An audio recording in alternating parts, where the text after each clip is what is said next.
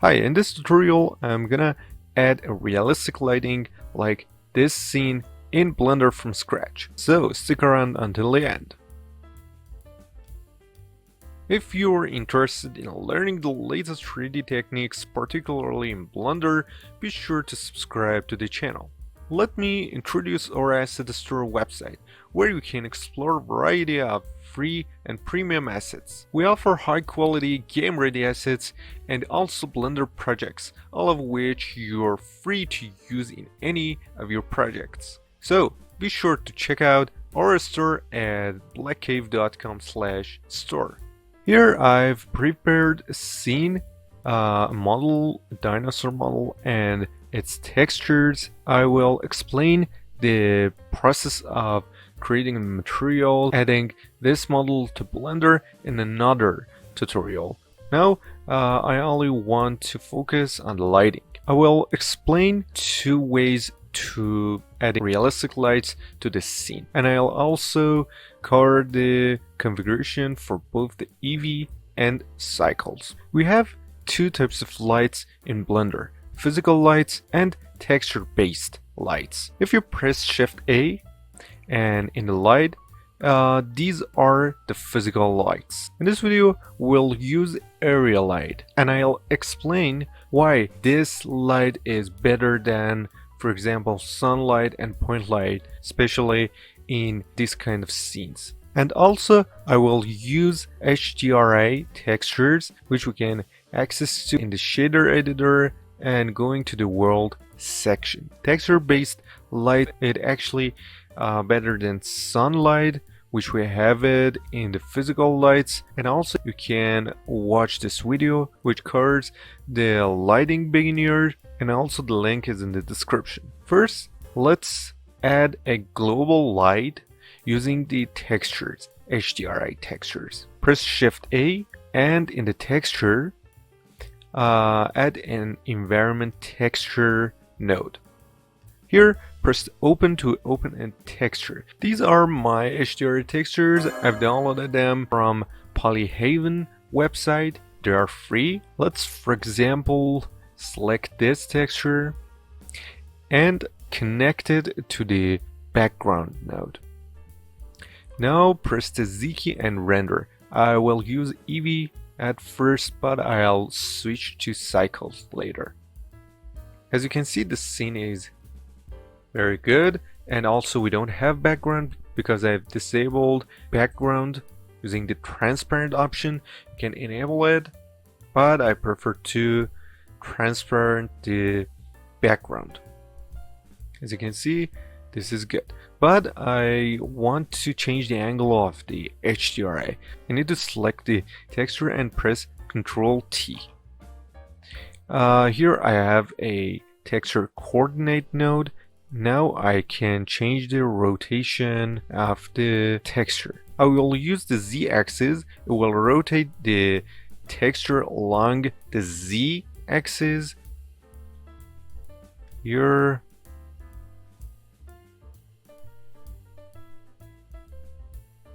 I think this angle is good. Alright, also we can adjust the strength of the light, which is 1.2 is good for the scene. We can make it more powerful. The lighting is so simple. We need to add other lights and other techniques to achieve better and more realistic result. Let's switch to Cycles and see the result in the Cycles as well.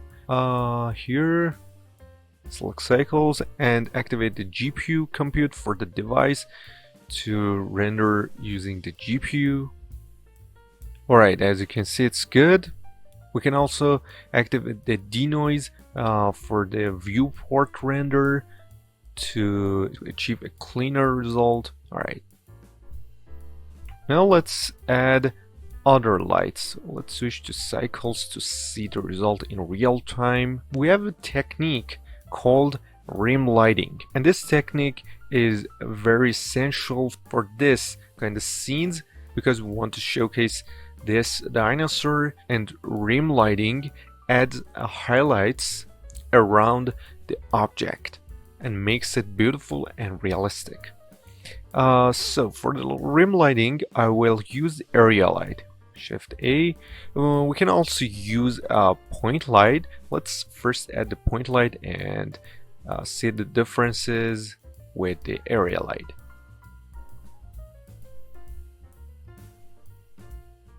Okay, navigate to the light settings and increase the power.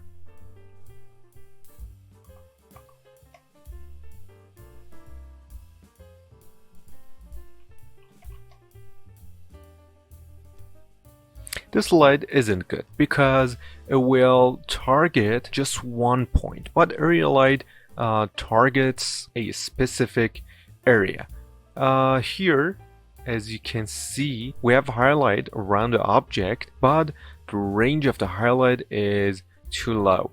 Also, we can't increase the power more. It is too high by now. So,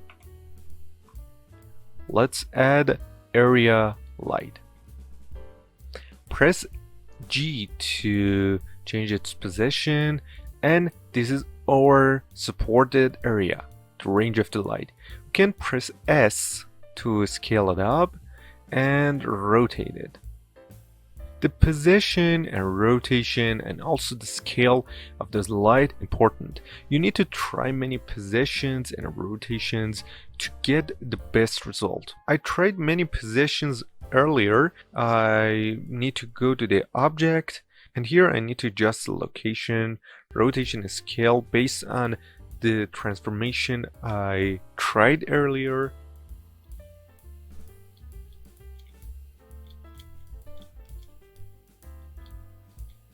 Alright, this is the best position, and now I need to adjust the light settings. For example, 5000 is good.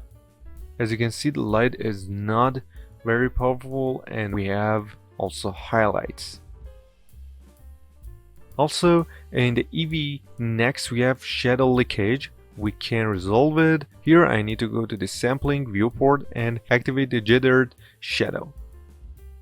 And go to the light settings and activate the jitter in the shadow.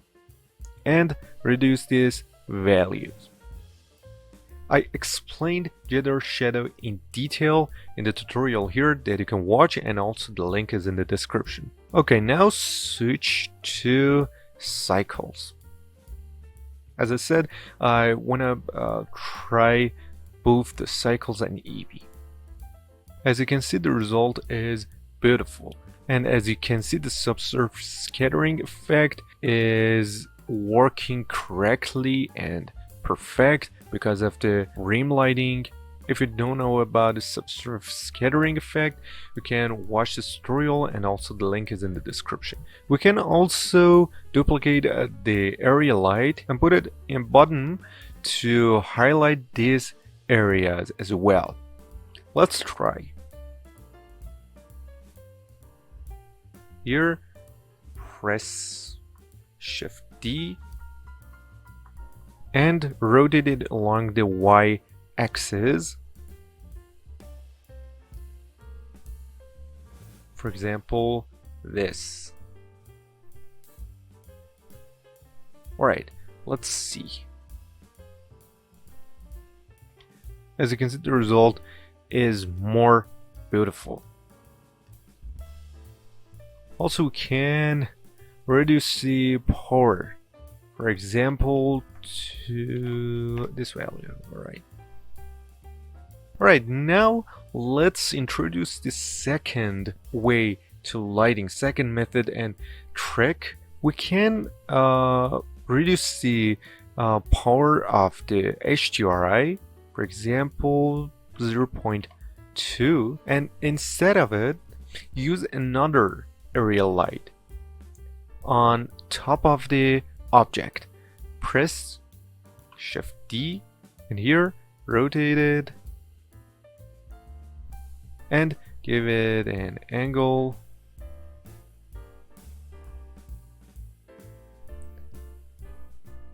Alright, this is good.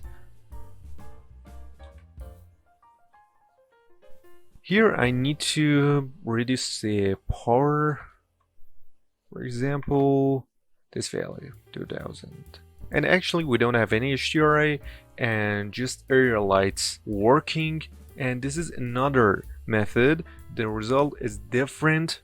The lighting is look like an interior, but in the previous method we get help from the environment lighting, but here we only have, for example, lamps in the scene. For the Eevee, we can also use ray tracing option to get a better result.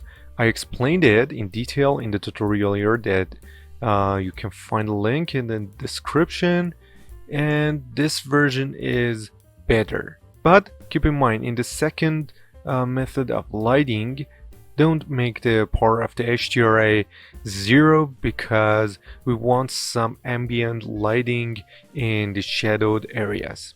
This lighting setup helps to achieve a realistic and cinematic result.